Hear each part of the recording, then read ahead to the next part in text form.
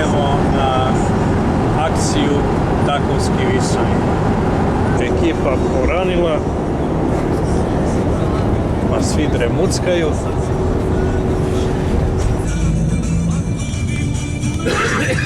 I Gornji Milanovac pod nama.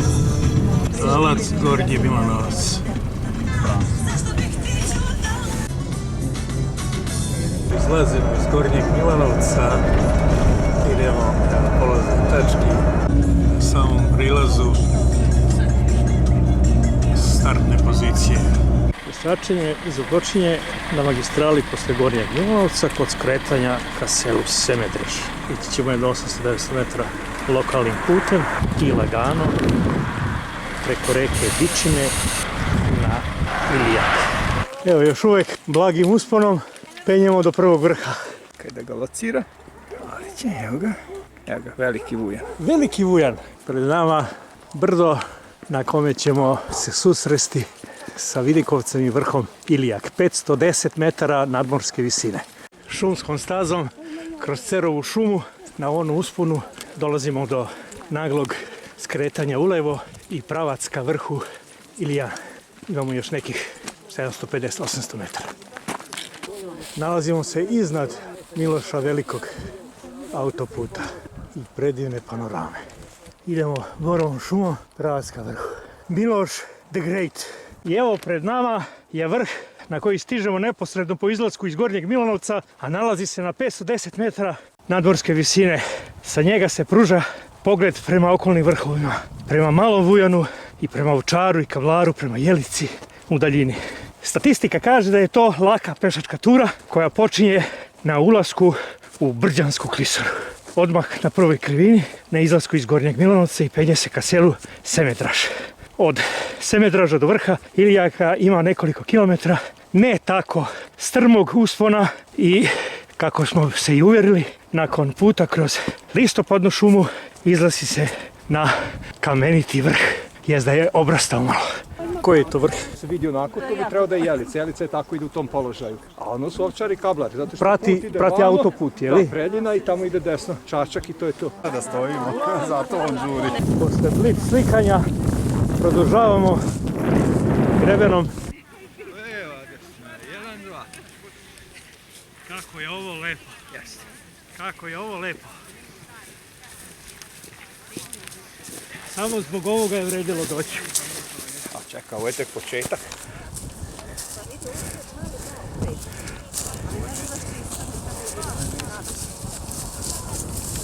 Ponovo na jednom od platoa Vidikovaca. Dole ćemo se spustiti preko reke. Greben bajkovite lepote. Prosto nevjerovatno. Smo već uveliko na spustu sa vrha Ilijak ka reci Dičini, gdje ćemo preći reku Dičinu i idemo na drugi vrh Straževicu. Tamo ćemo ispenjati 516 metara nadmorske visine, da je odavde najlepši pogled o vedrom danu i kad nema vegetacije. I da je najbolji period od novembra do februara. Evo mi hvatamo zadnji moment, znači tu smo 23. februar. Divnim pejsažima, bez markacije, ali uz pomoć treka, pomno proučenog, krećemo se nepogrešivo ka tunelu gdje ćemo proći uz reku, ispod autoputa, preći reku i grebenom na Straževicu. Pravimo prvu pauzu. Vidi se reka u daljini, ćuprija. Na prilazu smo drvenoj ćupriji na reci Dičina. Baš predivan ambijent. Sa ćuprije pravac podno autoputa. Jedinstven ugađaj, prolazak ispod autoputa Miloš Veliki uz reku koja žubori pod njim. Puštamo korito reke Dičine, u pozadini je autoput, a mi idemo levo ka vrhu Straževica. 516 metara nadmorske visine. Evo koji smo prošli. Mnogo lepo. Put nailazimo na nekoliko napuštenih kafana, tako da se možemo osloniti samo na svoje kapacitete u rancu. Stara gradnja i naš uspon ka Straževici.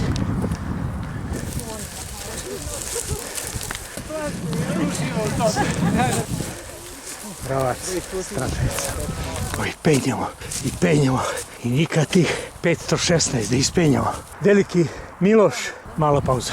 Evo nas još na jednom blagom usponu do samog vrha.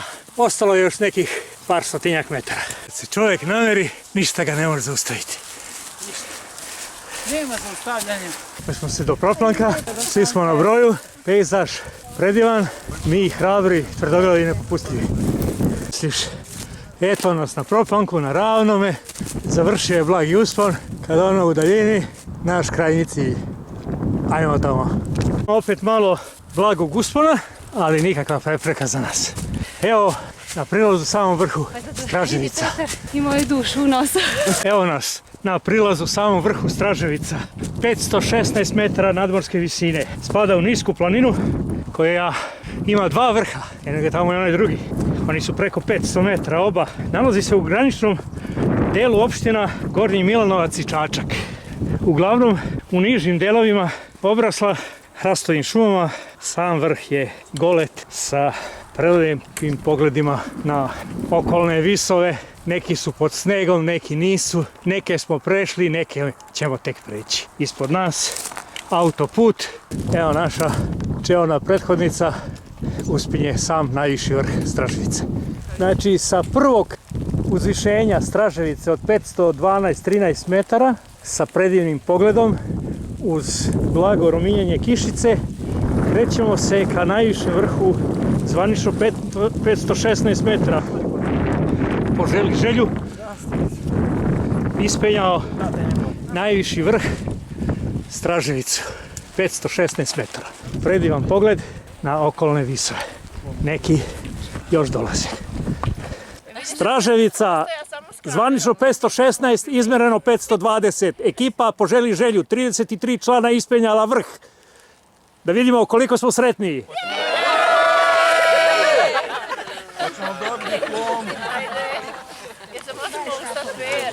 Silazak sa Straževice, put nas vodi u podnožje, treba da pređemo ćupriju i da nastavimo prema sljedećem vrhu, najvišem vrhu ovog našeg putešestvija, Krvavac.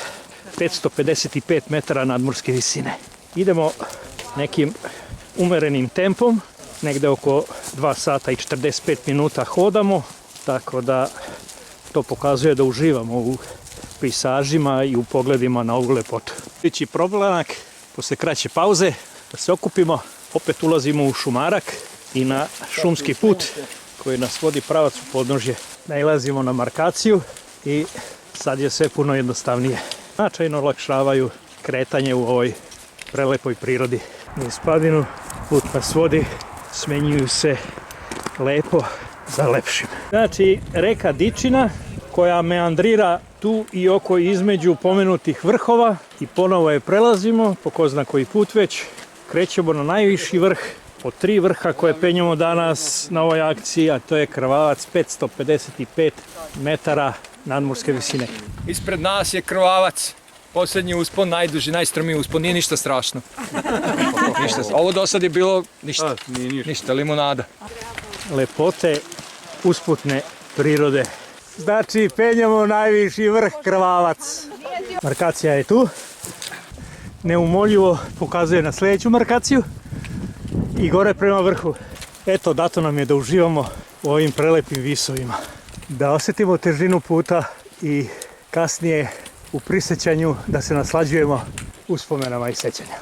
Predivni pejsaži, predivni ljudi, fantastičan uspon, blagi uspon. 3. put, kanjon, zimzelena šuma i proplanak, brdo, golet, kamen do kamena. Od ovu lepotu možda se rikne. Dakle, ovo je jedinstvena lepota pejsaža i krajolika. Da sam kojim slučajem nekako prožeo ovaj osjećaj, a da nisam došao, živ bi se pojao. Dakle, ovo je baš bilo žestoko. A imamo još markiranom stazom 1 km i 300 metara do vrha. Ispenja smo najžešći uspon dobili nagradu da uživamo u ovim lijepim pogledima okolnih visova. Preostaje nam još kilometra i 300 metara sa visinskom razlikom od 150 metara. Veli staza vodi između dva bora. I nema kud, mora se tud. Evo nas kišica, ponovo soli. Dočeka nas pitomi deo brda, borova šuma. Nema kamena, nema stena, nemamo čime i od čeg da se saplićemo. Mali je uspon, ali to nije opasno. Stigo smo na odmorište ili proplanak pred sam uspon na Krvavac. Visina ovog proplanka 540 metara. Veli za Krvavac da je početni deo uspona malo strmiji, ali ništa strašno. Ima par lepih mjesta, vidikovaca i pravo je bilo uživanje sa tih vidikovaca posmatrati okolinu. Spust sa Krvavca će biti blaži nego što je bio uspon. Sići ćemo na ravniji deo staze i pravac u zaselak Savinac do crkve Svetog Save. Samo da mi je vidjeti onoga koji može rečima opisati ovu lepotu kud prolazimo. Ovo je krajolik kao da smo u nekoj bajci. Koliko god bila priroda lepa, primamljiva, zovna, toliko je legenda koja kazuje o nastanku imena planine Krvavac i vrha teška i jeziva. Ajde, još jedna i idemo. Grupna slika, to jest snimak na najvišem vrhu Krvavac, 555 metara. Znači, uspjeli smo, ljudi! Evo, to je ova uzdana visoravan, severozapadna strana se spušta ka unutrašnjem delu sela, a istočna pripada delu Semedraž, dok je južna i jugozapadna strana na spuštanju do obale reke Dičine. Znači opet idemo dole prema reci. Znači sad sa visoravni silazimo grebenom prema Dičini, odakle ćemo makadamskim putem uz reku da idemo prema Savincu, silazimo niz Krvavac i polako ulazimo u mješovitu šumu. Počinje da preovladava cer ponovo, ima i poneka bukva. Upravo dobijamo dojavu da je... Ne, sačekajte, ako možete, ako nije problem, sačekajte. Da je kafana kod Miće puna dupke. Šta čovjek da kaže? Evo, gdje smo bili? Pa to je nešto neopisivo lepo. Ja mislim da je to tunel Šarani na putu, autoputu Miloš Veliki. Evo, sad se malo, evo ga, tačno se vidi da smo mi sad upravo iznad tunela. Znači, sišli smo sa brda pod kojim prolazi autoput. Nailazimo na naselje Šaran i iza njega autoput. Nad autoputom se nadvisuje Rudna glava. Put nas vodi ispod autoputa Miloš Veliki, a gore planinarski dom Rudnik Gornji Milanovac. Šaranu, to jest Savinac je zaseok sela Šaran. Evo na domaku smo crkve u Savincu. Na svega nekoliko kilometara od Takova. Po opet narednom predanju dobio je ime po Svetom Savi koji je tuda prošao, a njegov konj je ostavio trajno kamenu.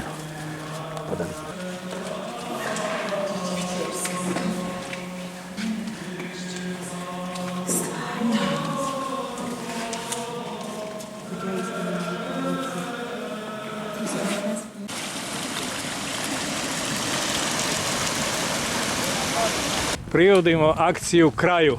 Autobus nam se smeši u daljini. Takovski grm, stari hrast.